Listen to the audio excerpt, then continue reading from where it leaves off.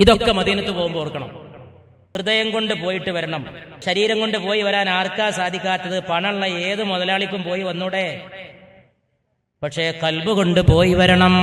ഉള്ളറിഞ്ഞിട്ട് നിൽക്കണം.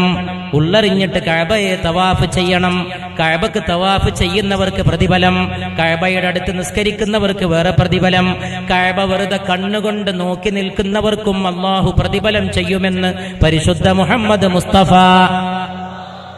ഇതൊക്കെ അറിഞ്ഞിട്ട് കഅബയുടെ അടുക്ക് പോകുമ്പോ ആ പോക്കിന്റെ ചാരുതയത്ര ഉന്നതമാണ്, ആ പോയി വരവിന്റെ മനോഹാരിതയത്ര ഉന്നതമാണ്, അതിന്റെ പ്രതിഫലങ്ങൾ എത്ര ഉന്നതമാണ്.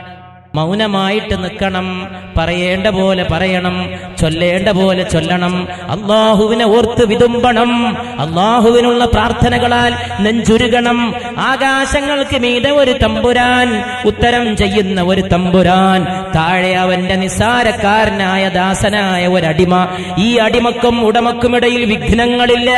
ഈ അടിമക്കും ഉടമക്കുമിടയിൽ തടസ്സങ്ങളില്ല.